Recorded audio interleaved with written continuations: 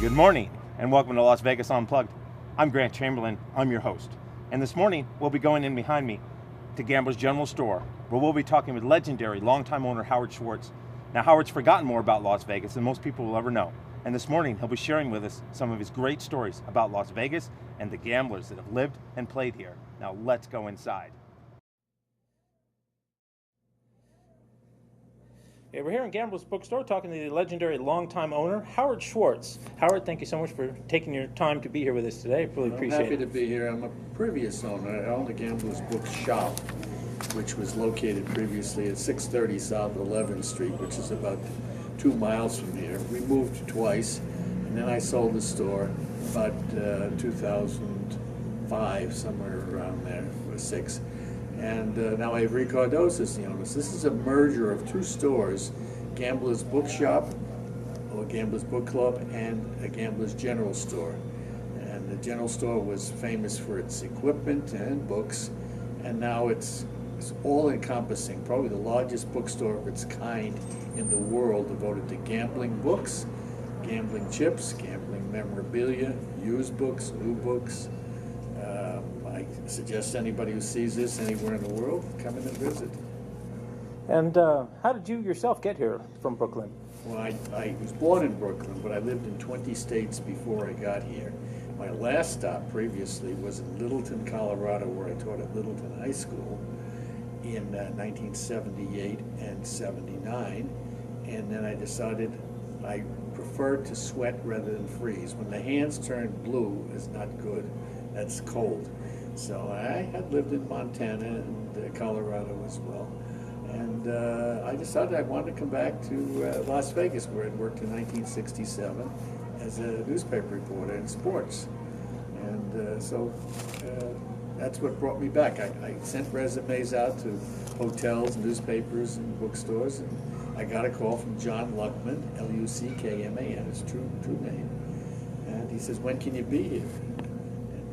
I said, "Probably in about 6 weeks." He says, "Okay, I need you."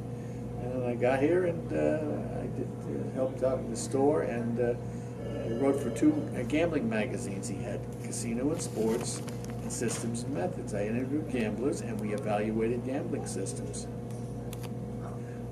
Back in the beginning, it was originally called Gambler's Book Club. Was there ever an actual book club where people could join? The name came from John Luckman's idea of a club. It was a loosely used term. He said anybody who did some risk-taking, whether you bought life insurance or you pitched pennies or you flipped baseball cards, it was a club and a fraternity of people who loved to take some risks and win and lose. And so he wanted a place where people felt safe.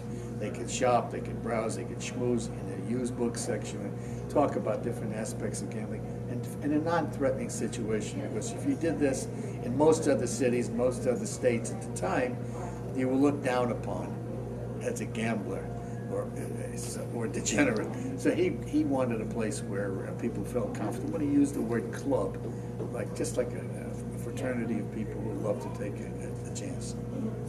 Did back in the beginning, the Gambler's Book Club published books, and at one time, I think the first book was one on poker, one of Slansky's classics? Slansky is one of the authors that was unknown at the time. Hold'em was just in its infancy, and so was video poker. Slansky, a brilliant mathematician out of Teaneck, New Jersey, came to John Luckman and actually said to him, the way I understand, the way John Luckman told me, "Please publish my book. Nobody else will pay attention to you." At that time, the New York publishers were not pro-gambling, and they weren't hot on gambling. They couldn't evaluate gambling books, how good they were or not. So Slansky's book, Slansky on Hold'em, which was a small book, about 70 pages, on the basics of Hold'em poker, became an instant hot title. He also wrote a small article for us on the strategies for video poker, which was the first ever put into print strategy for playing jacks or better video poker. And those 2 books, among the 140 books that were published by Gambler's Bookshop, helped to propel the store into some notoriety, shall we say, or attention. How can somebody today who self-publishes a book or has a manuscript get the shop to consider to carry it? Well, this is different. Today, Avery Cardoza is in charge of Cardoza, and the book would be sent to him, a proposal. You just don't send a manuscript. Nowadays, they aren't publishing that many books. A lot of them are going on, becoming e-books or print on demand. Sometimes I think if you want to get your book known, do that print on demand. Make 50 copies, 100. Don't make 10,000 copies and hope you're going to sell them. So you could do it by email. You could take ads out in magazines, or you could bring it into the bookstore or send it to Avery Cardoza at the bookstore. There are a lot of great gambling books published in nice hardback editions, but it seems that some of the classics of gambling are spiral bound, such as John Braswell's dog racing book. What are your thoughts on that? Well, Braswell's book, by the way, Greyhound Racing, which is very rare and very good, because Greyhound Racing never got that much attention book-wise, but his was one of our intelligent books. Spiral bound's an easy way to do it. You know, you could print your own pages, and then you could spiral around it yourself, and you could cut costs. You wouldn't have to rely on anybody else. It's a way of doing it. It'd have to be a very special book, perhaps in the area of sports betting, which there are very few books of intelligence out there. That's a growing area. Something on baccarat, for example. If you wanted to do it on a limited basis, spiral bound is the way to go. It's not the best way to go, but it's one of the cheaper ways to do it.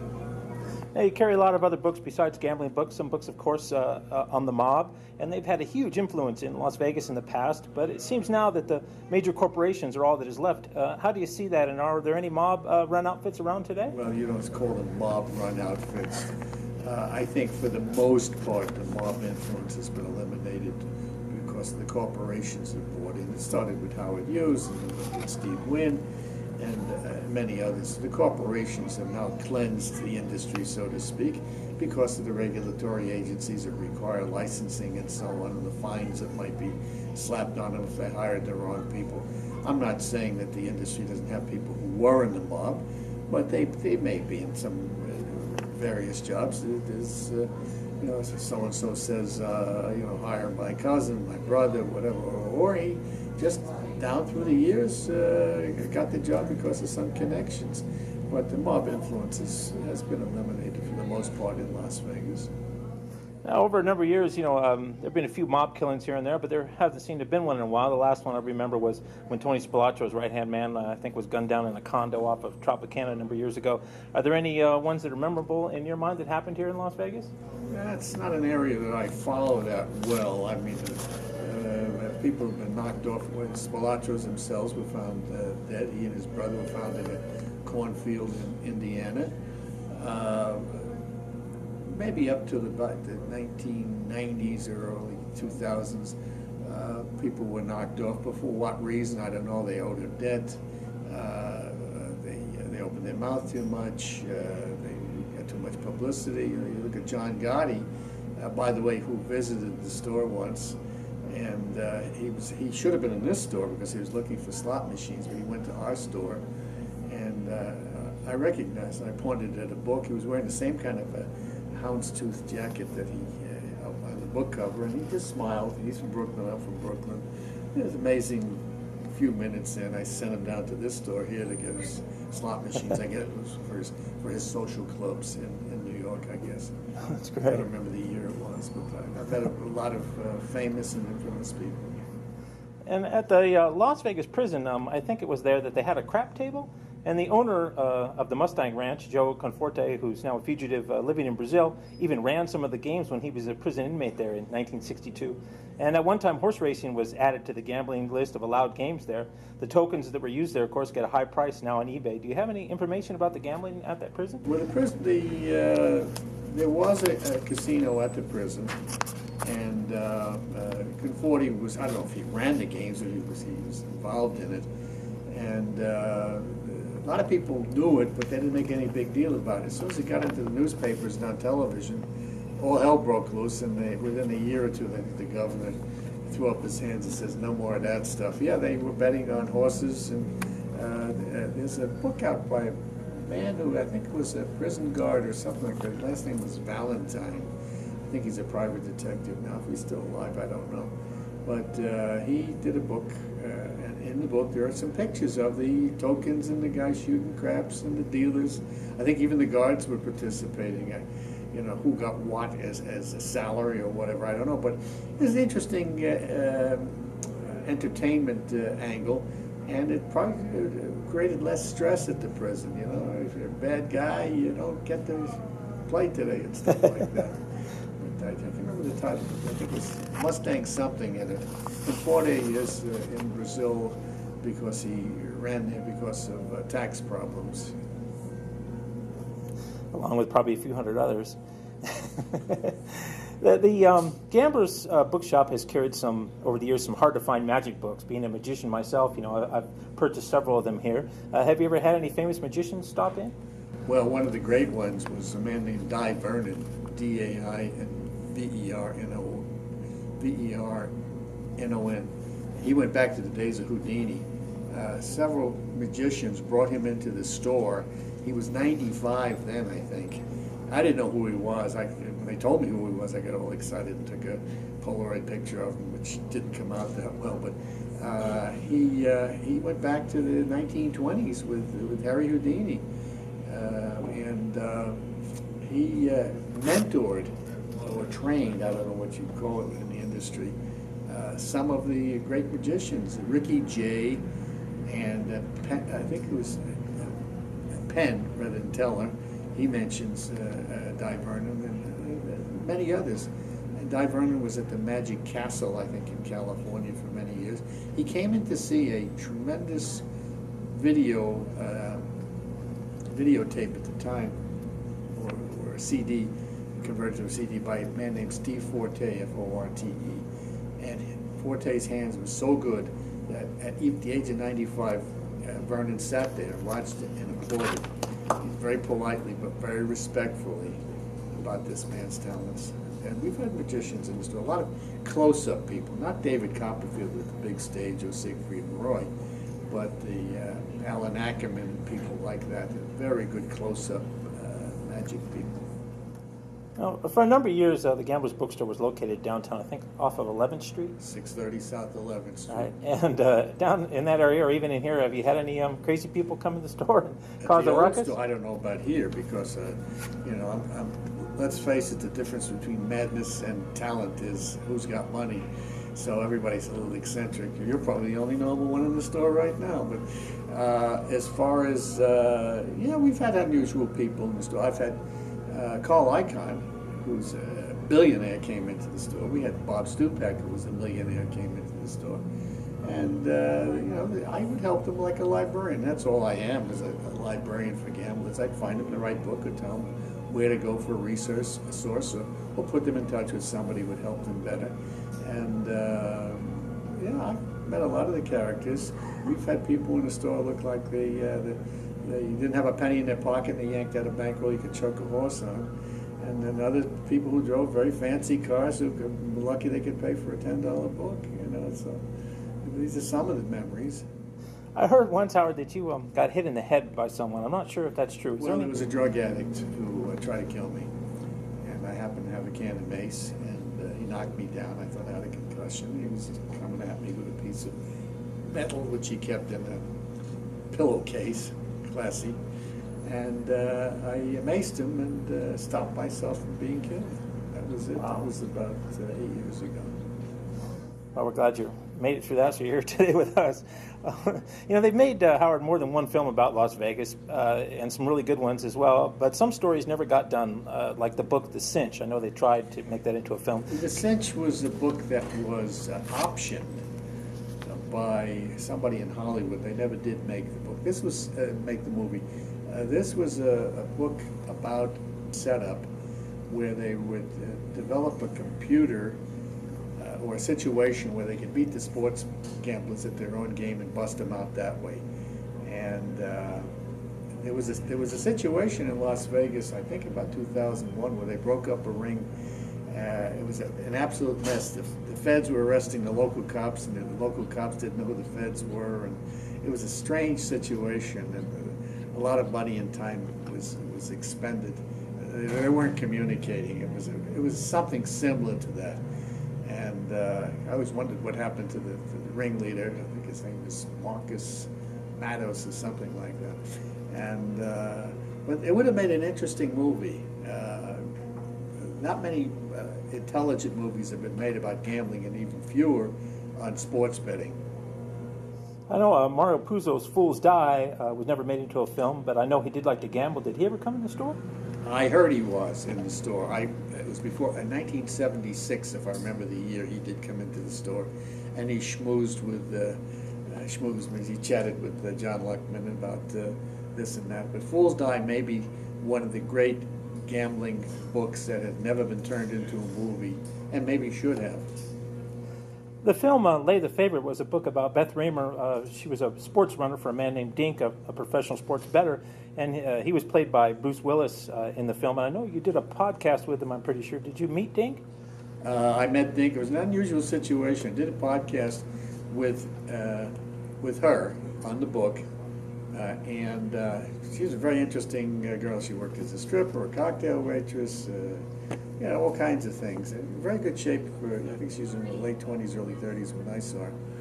And along with her, here comes an entourage. And I'm looking around and I say, this is all the characters from the book came in to support her for the podcast. And Dink, not his real name, the Dink comes from, he likes pro wrestling, just as I like it a little bit. And that was the name of some character, a clown that was brought into the ring as a wrestler, and he took his name from that. And he's still on some radio shows here in Las Vegas during basketball and football season. I don't know if he's going to be on this year, but he's very intelligent. But here you go, with a guy with a very, very high IQ, likes pro wrestling, and goes to wrestling matches, and has a very dry sense of humor, but a very intelligent sports bettor. His logic, I don't remember his real name, it might be in the book. He told me about raids that took place in New York. Some rabbis were running some sports betting operation. He told me, and in the book they got an instance where one of the runners took off with a lot of money and blew $80,000. I don't know what the total was, and then came back and they welcomed her back in.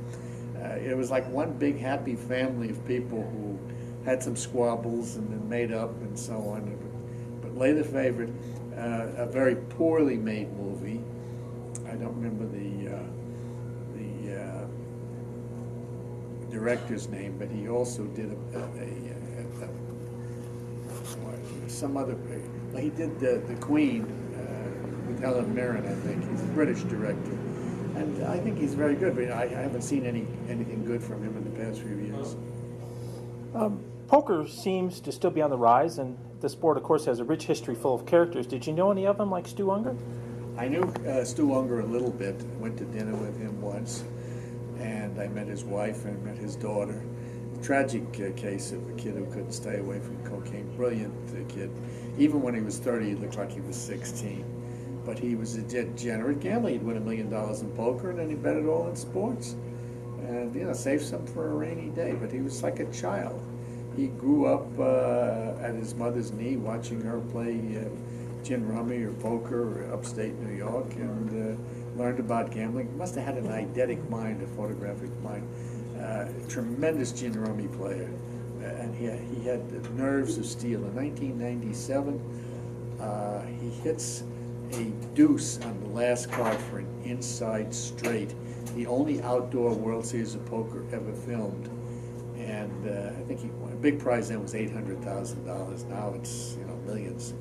But a lot of people try to save his life. And there's some books out on him that mention him. A brilliant person, but shows you what drugs can do, even the brilliant. Well, they found him passed away in a hotel here in downtown. That's correct. He overdosed. He looked like a concentration camp survivor. Didn't eat right. Wasn't sleeping right. He was looking emaciated. And it's tragic. Most gambling games have a negative expectation. Why do you think people continue to play the games that they can't beat in the long run? I don't know. People are bored. They get a thrill out of it. They like to swim upstream. Why do the salmon spawn in the wrong direction? I think people like to buck the trend. I think they get into a situation of boredom and they need a little excitement. And it's, you know, they have to learn that there's certain games you can't beat. You can't keep hitting your head against the wall against games like roulette or Keno and things like that. The only beatable game supposedly is blackjack. And the irony of it is when you get too good, they throw you out. The best edge you can get is 2-3%. Some of the greatest in the world, 2-3%. But they know that the count is, it's like a stock market. Know when to get in and when to get out. And it's there, it's in the blood. It's people who get bored want a sense of thrill or a sense of individualism. That's why poker is so hot now, because people can take their own fate in their own hands. Unfortunately, some of them in the cash games and private games don't know when to quit. There are quite a few, a handful anyway, of professional gamblers around, like Billy Walters, Dan Gordon, and of course the legendary Lem Banker. Do you have any relationships with any of them, and what do you think it takes to be a professional versus somebody that just dabbles in it? Well, Dan Gordon's not considered a great gambler. He's a great theorist. He's written some books on the subject of sports betting and so on. I haven't seen him in years. He's talented, a little oddball, but I threaten it. He loves to give nicknames to people off the top of his head. And I said, Dan, if you keep doing this, I'm going to give out your toll-free number and your private number to everybody in the world and have them call you at 3 in the morning. So shut up. Lem Banker, one of the classiest people in the industry, has been at it for 50 years now. He's in his mid-80s. And very respected. He's written a book on the subject. He's a survivor. He bets his own money. Who was the other gentleman you asked about? Well, Billy Walters. Billy Walters and I had a conversation of 10 seconds on the phone. I wanted to interview him, and he said, sorry, I got another call. Bang, hung up on me. That was it. He's been on 60 Minutes. He's not a recluse. He's a high-profile money man. He makes big bets in sports, and he makes investments in golf courses and things like that. He's well connected, and he tries to fly under the radar. Maybe that's the way to survive. I don't know. Do you gamble much yourself? I bet on sports once in a while. I like the lottery. I'll drive to California and buy some lottery tickets and have some fun. It comes out to maybe $25 a week at the most. You know, it's recreational gambling. Sports is all I ever liked. I tried slot machines. You win, you lose, you win, you lose. Blackjack, I won $104 in Keno 25 years ago. I haven't played since. Roulette doesn't excite me because I know the odds and the house edge and so on. Never played baccarat. But I like to make a future bet once. I like to put down $10 and win 50 or 100 or 200. And that's it. I like to use my mind to find an edge in something. Somebody miscalculates. It's sort of like somebody once said, shopping for coffee. If you can find it for $1.05 in this store, and you can find it for for 80 cents at this store, then you go for the cheapest. It's looking for value, and that's the name of the game. You won once at dog racing, I remember. I owned a greyhound in Colorado, and I learned a lot about that. I won enough money at one point to put myself through graduate school in Greeley, Colorado, at the University of Northern Colorado. Helped out, the 1,500 here and so on. It was many years ago, but I learned a lot about greyhound racing, the people who breed, train, and race greyhounds. And the sport's in terrible demise right now. There aren't many tracks left in the country, but I would still go, enjoy it. It's like a sport, like highlight. It doesn't hardly exist anymore. I don't think there is any place in the country. Maybe in Florida it might be one place. I enjoyed that for a while. A diversion, that's all it should be. As over the years, there have been quite a few, professional blackjack players, such as Arnold Snyder, Jim Blackwell, and they've been able to make a living at the tables. But now with all the rule changes and surveillance, do you still think it's possible to play blackjack for a living, or do you know anybody doing Well, it? I don't know where he got the name Blackwell as a blackjack player. He was an employee of the store. And whether he played and I didn't know about it, that may be something else, but he's not up in the class of the Ken Houstons and the Stanford Wongs and people like that. Arnold Snyder is a very, very good author, and he's written several books on blackjack and a very intelligent approach to the game. Yeah, I think there are people who can still win at blackjack. The point is that the casinos have gotten so smart that if they see you in a 1 or 2 deck situation, counting down and finding that 1 to 3% edge that you can find where the dealers are sloppy or the person has a photographic mind and knows what cards are left in the deck. Peter Griffin was a great blackjack author and player as well. He didn't have the killer instinct some of these other people did to go for the big stuff. It can still be beaten, but on a limited basis today. Now, there are more women gambling today, of course, but it still seems to be few and far between. And, of course, I remember Linda Johnson, the first lady of poker. Why do you think more women don't gamble? I don't know about that. I think more women do gamble because of there is a freedom for women to participate in athletics and politics and other areas. I think about 10 years ago it changed. I think a lot more women are involved in all forms of gambling. I think as an outlet because their husband does or they're frustrated or whatever. I think that there are more women gamblers. I think there are more women problem gamblers than ever before also. I think they're attracted to it because if the men can do it, we can do it. Now, the fixing of sporting events, and there's been some books about it over the years. I think The Fix Is In was one. Do you think it's better or worse now that there's been some exposure to that? Well, I think exposure always helps. One of the great books on fixes in sports was a book called Interference by Dan Moldea, M-O-L-D-E-A. And a very controversial book because he was talking about fixes in pro football and hockey, and baseball, and so on. There always have been fixes all the way back, even before the Black Sox scandal in 1919. And a lot more fixed soccer games in Europe have been exposed. They're paying off officials and sometimes players and so on. And, as they uncover it, maybe these various sports are more honest, They're uncovering scandals with the drugs and guys affiliating with the wrong people. I interviewed Joe Namath once at Lake Tahoe. He was in tears that they won't let me do this and that. I just happened to be at the bar and I met these guys and so on. And they're always looking for something that might taint the sport, and it's justified. You can overdo it sometimes, but it helps the integrity of every sport to keep it clean.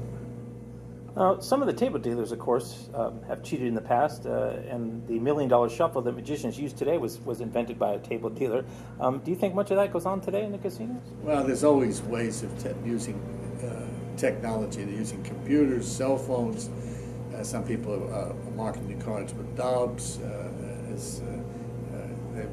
Years ago, they used to use special contact lenses where they could see certain things. Some of the biggest scandals have been taking place in Baccarat. The Asian players have learned how to talk to each other and signal that certain cards are coming out in certain sequences. It takes a lot of cooperation, shall we say, because usually the dealer has to know something and players have to be in on it. For every move, there's a counter move. So I'm sure people are still getting away with it, and they're still going to break up the big gambling rings. And the question is it worth the risk? A few years of your life and losing all your money, or losing your life altogether? Is it worth cheating?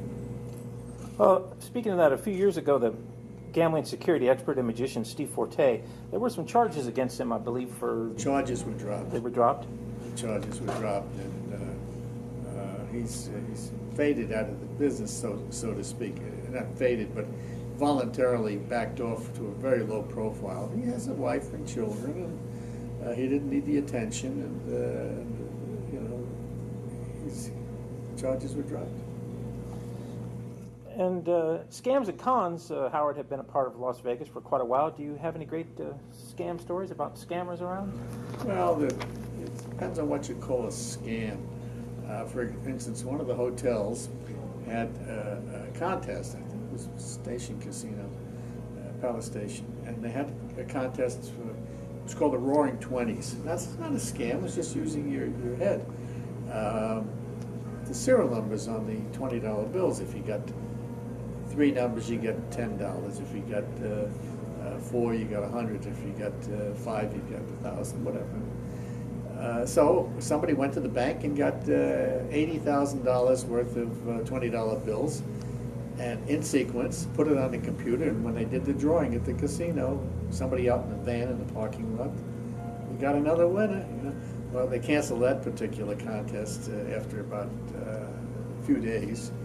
Sklansky once, this is not a scam, it's just using your brains, found that they were selling tickets or some sort of a discount ticket coupon for the big 6-wheel. And they were selling it for 75 cents a piece, and the normal bet is $1. So he yanked out, I don't know, $20,000 out of his pocket, bought up all the tickets, and found a small edge at the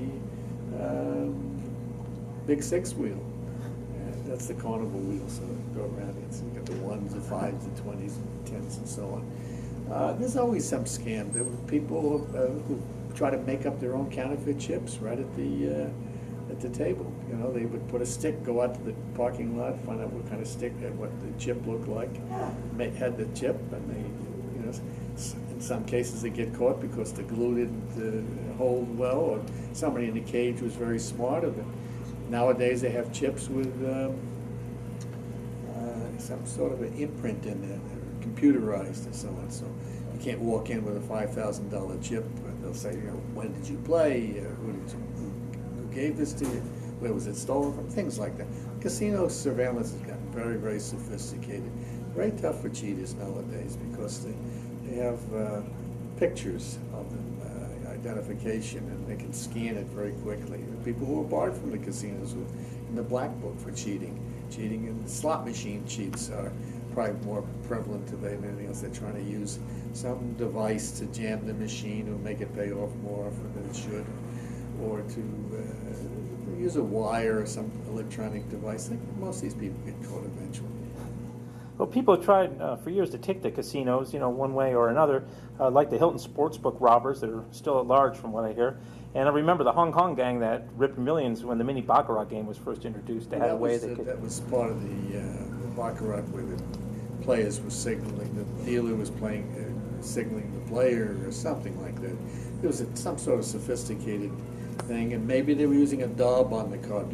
I think they were marking the cards as they were dealt, so as they came out of the second, third time around, they could see the marking on the card. Sometimes they use some sort of a pin to mark the card, or they use a daub, which was something only certain players could see due to the contact lenses they were wearing and things like that.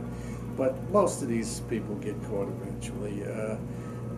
What was the other one you mentioned? Well, the Hilton Sportsbook got robbed a few years ago. I don't know. That one I don't remember, but some of the hotels have been robbed, and they eventually catch these people because they just caught somebody. The Bellagio was hit twice in the past few years. They catch these people. They get crazy with their money, or they open up their mouth, or they try to get rid of the chips if they can, and the word gets out. Usually it's a reward of the grapevine is pretty good. You know, nobody wants to get hooked up with this and get in trouble. And they're very good at catching these people. Now, with all the electronic book sales going on with Kindle, etc., how do you think the store has survived by not going digital with their gambling books? Well, that's a question I can't answer because I'm not involved in the store directly now. So I think Kindle is the way to go to some degree, but I think a lot of people over the age of 50 or 60 still enjoy turning pages on a book. And so it's a cheaper way to go. Kindle version of a $25 book might go for $7 or $8, and maybe that's the way of the future. You've been in Las Vegas, for a while, Howard, and the days of the $5 all-you-can-eat prime rib are gone. But do you have any favorite places to eat? Well, it depends on how much you want to eat and how much you weigh and what your doctor told you. Some of the places have $25 buffets, and other places you can. Some of the restaurants you can eat for $10, $12. And the buffets are probably the best deal, and coupons, 2-for-1 buffet. You don't have to be the whole two. You can bring a friend. But it's, you know, all these, a lot of these places have almost an all-you-can-eat something, and they're competing. I think the buffet for some people will fatten up most everybody. What do you see for the future of Las Vegas, and do you ever think we'll see the day when the Wynn is imploded?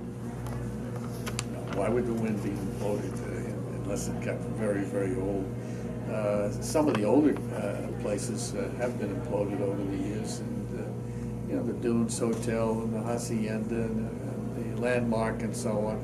It has to get very, very old now. They're building them a little stronger today than they ever did before. The design might change, or the name of the place might change, but I don't. Wynn is a very smart person.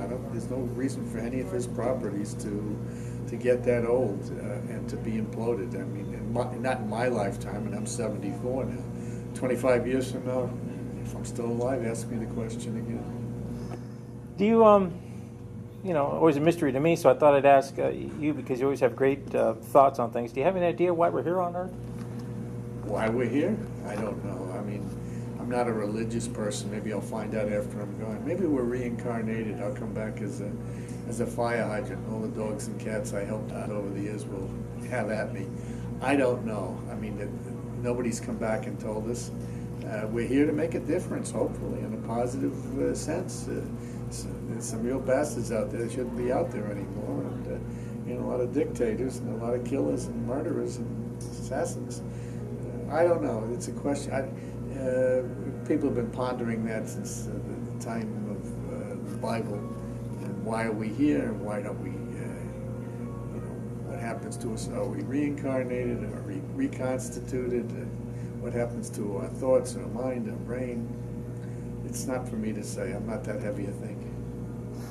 And you used to have some advice that you'd give out, Howard, to people on driving and staying out of trouble in Vegas. Do you remember what that is? Yeah, it was a very simple thing. I said, stay in the middle lane because less stress. Play soft music, even less stress in case you get cut off. No road rage. Soft music, you know. In fact, nowadays I say no music because you want to really concentrate on the road. And stay away from girls named Trixie, who could give you something you can't get rid of, or you may need penicillin for, or you may end up trick rolled. So let's stay away from the hookers if you can.